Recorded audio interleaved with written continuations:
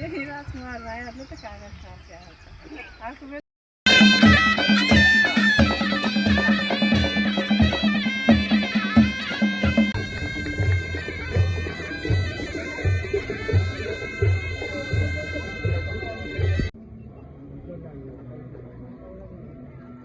मूर्ति एउटा राखिन्छ माथि यस्तै हो बस ल अब सबैले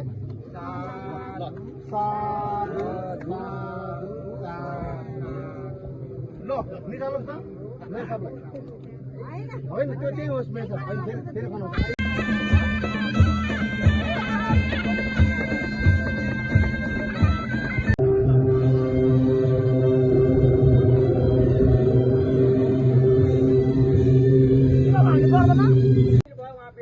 हस्पिटलको बेडमा मैले यो जानकारी गराएर उहाँले त्यसको सबै कुराहरू मलाई जानकारी गराइदिनुहोस् भनेर हामीलाई हाम्रो समितिलाई भन्नुभएको छ। मैले जानकारी गराएर यसलाई तत्काल फेरि यो मन्दिरमा साउन्ड सिस्टमको लागि हाम्रो नगर प्रमुख ताराकुमारी काजी महतोजीले 15,000 आफ्नो घोषित पकेटबाट झिकेर यो साउन्ड सिस्टम गरेको छ। मैले यो पनि जानकारी गराएँ।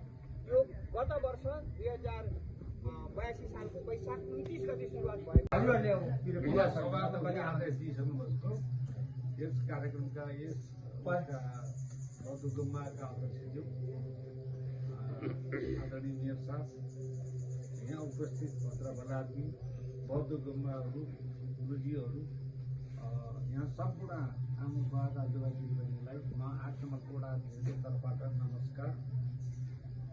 यस गुम्बालाई सुरुवातमा मोहन आले मगरले प्रस्ताव ल्याउनुभयो।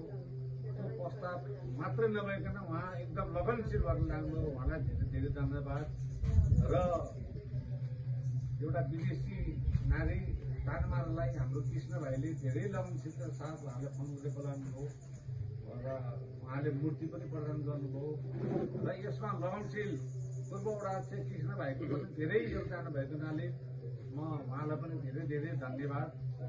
र हाम्रा गणपति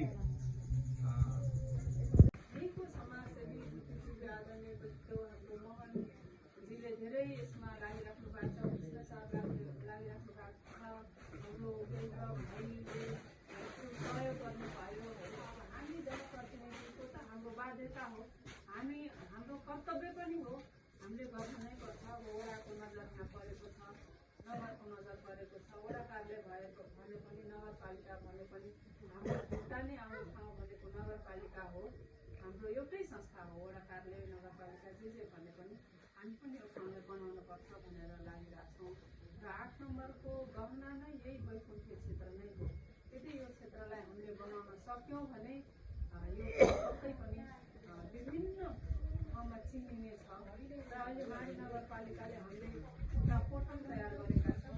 त्यो पोर्टलमा यहाँका होमस्टेदेखि यहाँका बाटोको नक्साङ्कनदेखि लिएर कुन पर्यटकीय स्थल कति दूरीमा पर्छ, के छ त्यहाँको, के हो विशेषता भन्ने कुरा सबै कुरा हामीले त्यो माडी एक्सप्लोर माडी भन्ने पोर्टल हामीले तयार गरेका